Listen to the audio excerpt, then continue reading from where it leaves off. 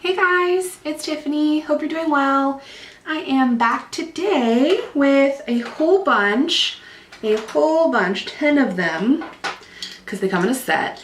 Brushes from Amazon, because I'm frugal and I like to spend my money on things that are less expensive.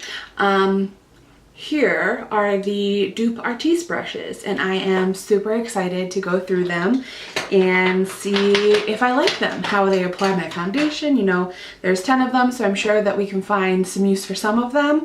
And I've been looking at reviews a lot. I completely missed the boat as far as like the hype on them, but I have had them in my Amazon cart for God knows how long, and I took it. I took the plunge and I got them, and they're beautiful. So even if they're like garbage, at least they'll look beautiful on my vanity. So with that being said, let's jump in, see kind of what we have, what they look like from first glance, and get kind of like first impressions. And then of course we're going to use them to apply my makeup, or try to apply my makeup. I don't know how well they're going to do, and I think there's a learning curve to them, so we'll try it. So the first thing that I saw when I opened them, and I just did this just a few minutes ago because I didn't want the package to be like crinkly, because I hate that.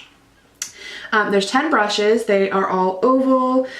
We have some domed ones, some flat ones, one's for lips, one for powder. You know, this is the largest one we have, and this is the smallest one. So obviously we have a really big range of them. So this one is supposed to be for powder. This one is also supposed to be powder, foundation, contour, highlight, blush. This one is also kind of like the same thing. They say that, oh, I missed one.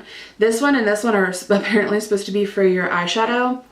Yeah, I don't know. Like I don't know. We'll see. I think this would be better for like maybe under the eye or contour, maybe. We shall see.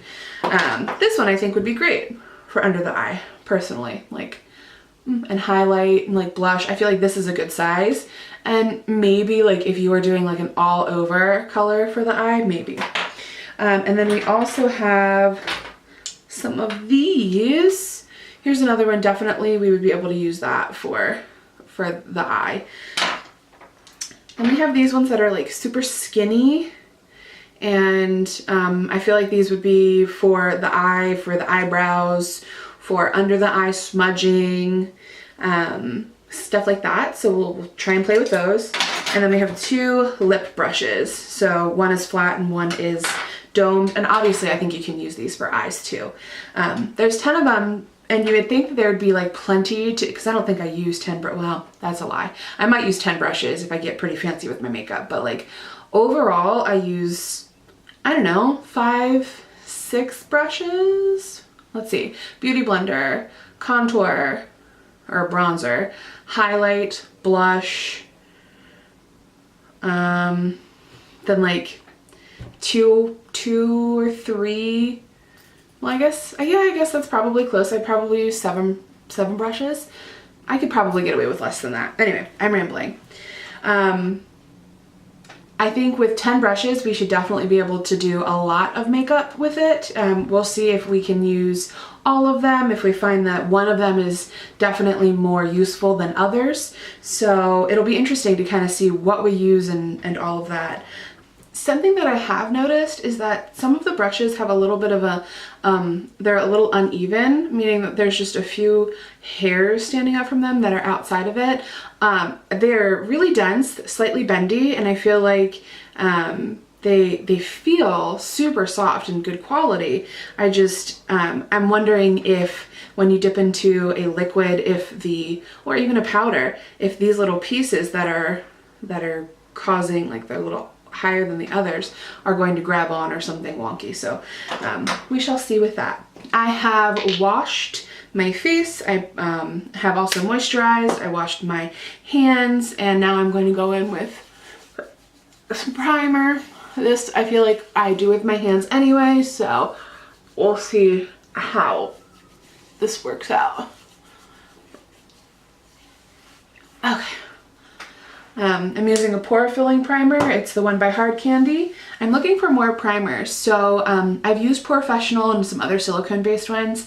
I'm trying to find something that is pore filling and blurring. So if you have any suggestions, please let me know. Like high end or drugstore. Obviously I'm frugal. I'd love to have a drugstore one that's beautiful and does everything for like nothing as far as money's concerned. But let me know, because I feel like that is something that really bothers me about my makeup application is from time to time, if I'm not using the right primer, if I try a primer and it doesn't work for me, I have pretty large pores. So I feel like the Beauty Blender does a really good job of helping like pounce that in and helping with any of that kind of texture. But a tangent, total tangent. Let me know if you have a good primer, please. Thank you. Next, we are going in with foundation. We're going to use the Revlon Color Stay. I know how it applies with the Beauty Blender, and it gives me full coverage, so this will be interesting to see if it shears out. I'm just putting it on a little plate. I don't want to put it right on the brush. Using the biggest one because I feel like that's probably what this is for, or I could use this for that. So I've seen some people try and dab, and I just don't think that that gives a good application from what I've seen.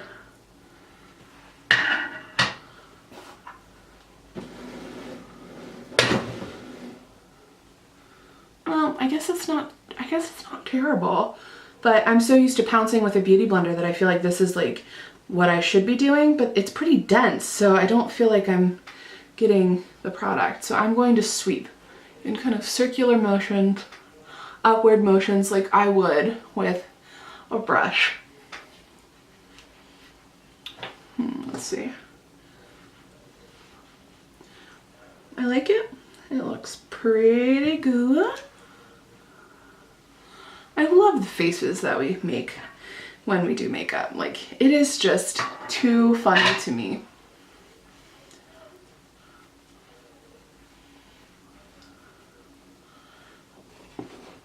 I feel like it soaked up a lot of the product that I had. I definitely pumped enough to do my entire face, and I have been able to do about 3/4 of what I normally do. I haven't done right here yet. So let me use one more pump,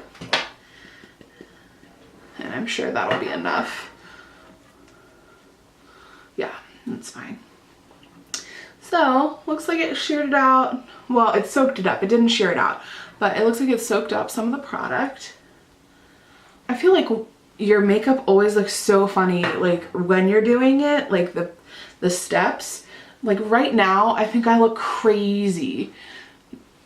I mean, part of it's my foundation lips, like that's a real cute look, but I feel like it always looks so weird until you have like all the pieces. Like, let it come together. Let it come together. Okay, so I think that it applied nicely.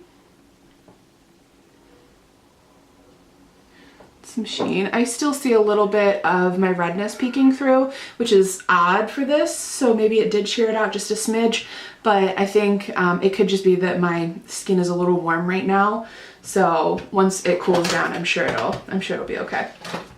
The next thing we are going to do, like we would do all the time, is conceal. I'm using the Maybelline Master Conceal, again just putting it out onto the little palette. And it told me that this should be for the under eye, but I don't think so. Maybe for the powder portion, but not for applying this. For that one, for applying it, I'm thinking this one. And I mean, if you wanted to apply all of your makeup with like a kabuki brush, if you wanted to, like if that works for you, then do it. Like, I feel like there's no law saying you have to do it one way or the other. I do not like the way this is applying my concealer at all. Let me see if it'll focus.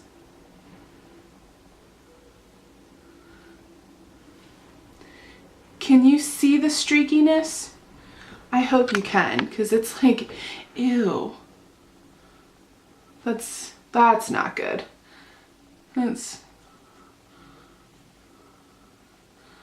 I'm gonna say definitely no with this. Like it's streaking me out. It's yucky. So